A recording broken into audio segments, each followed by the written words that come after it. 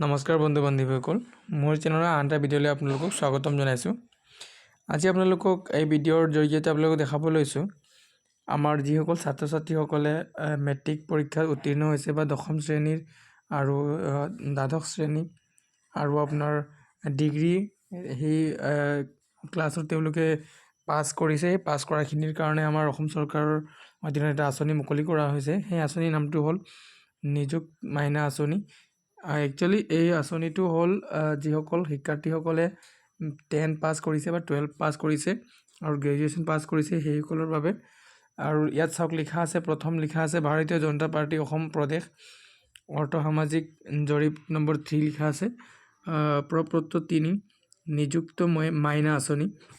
আৰু সেই আঁচনিত ইয়াত লিখা আছে চাওক, বিজেপি নেতৃত্বাধীন চৰকাৰে মহিলা সমাজক প্ৰগতিৰ হকে বিভিন্ন আঁচনি সংগ্ৰহ কৰিছে। নাৰী শিক্ষাৰ উত্তৰণ তথা ছাত্ৰ ছাত্ৰীসকলৰ নামভৰ্তিৰ সুবিধাৰ বাবে দশম শ্ৰেণী উত্তীৰ্ণ ছাত্ৰীৰ বাবে 10,000 টকা, দ্বাদশ শ্ৰেণী উত্তীৰ্ণ ছাত্ৰীৰ বাবে 12,500 টকা আৰু স্নাতক উত্তীৰ্ণ ছাত্ৰীৰ বাবে 25,000 টকা একাকালীন আৰ্থিক সাহায্য পৰৱৰ্তী পৰ্যায়ত আগবঢ়োৱা প্ৰস্তাৱ লোৱা হৈছে। এই আঁচনিৰ কাৰ্যকাৰীকৰণ বাবে প্ৰয়োজনীয় জৰীপত আপোনাৰ সহযোগিতা বিচাৰোঁ।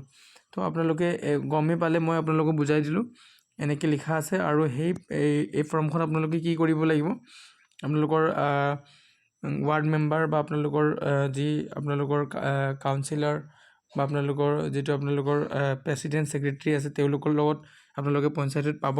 আৰু এই ফৰ্মখন আপোনালোকে লৈ আপোনালোকে ফিল আপ কৰিব। আপুনি যদি 10 ক্লাছত বা আপুনি দশম শ্ৰেণী যদি পাছ কৰিছে তেনেহ'লে আপুনি প্ৰথম যিটো আছে ইয়াত পৰিয়ালৰ মুৰব্বীজনৰ নাম আপুনি ইয়াত দি ল'ব।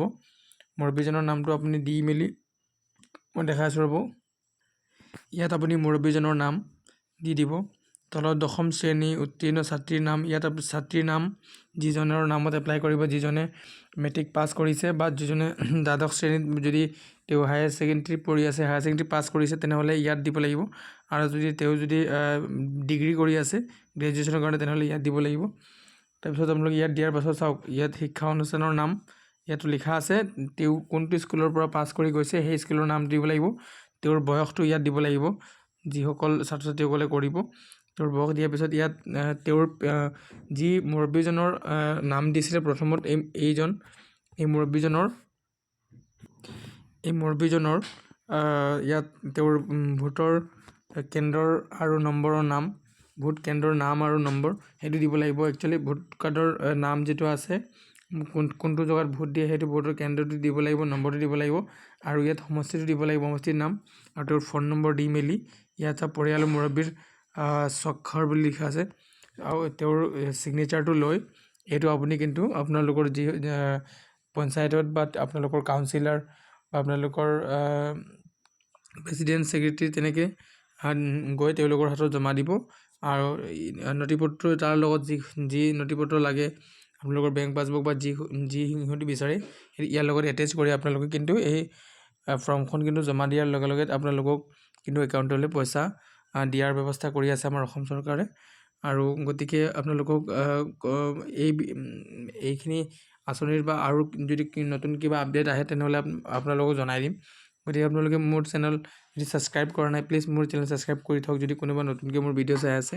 আৰু মোৰ যিসকল ছাবস্ক্ৰাইবাৰ আছে বা নতুনকৈ ছাবস্ক্ৰাইব কৰিছে তেওঁলোকক বহুত বহুত ধন্যবাদ। মোৰ যিবিলাক ভিডিঅ'ত তেওঁলোকে মৰম দিছে সেই মৰম চেনেহ মোক ভাল লাগিছে আৰু তেওঁলোকক মই ধন্যবাদ জ্ঞাপন কৰিব বিচাৰিছোঁ। আৰু যিসকল মোৰ চেনেল নতুন চাই আছে তেওঁলোকে প্লিজ আকৌ এবাৰ কৈছোঁ মোৰ চেনেলটোবিলাক ছাবস্ক্ৰাইব কৰি দিব আৰু কমেণ্ট কৰি জনাব কেনেকৈ লাগিছে। আৰু এই ভিডিঅ'ৰ পাৰ্ট 2ত মই আপোনালোকক জনাম যে যদি ইয়াত কোনো এটা আপডেট আহে ইয়াৰ বিষয়ে তেনেহ'লে সেই আপডেটটো মই নেক্সট ভিডিঅ'ত দিম। গতিকে মোৰ চেনেল ছাবস্ক্ৰাইব কৰি যাব। ধন্যবাদ বন্ধুসকল, আজিৰ ভিডিঅ' ইমানতে সমাপ্ত কৰিছোঁ।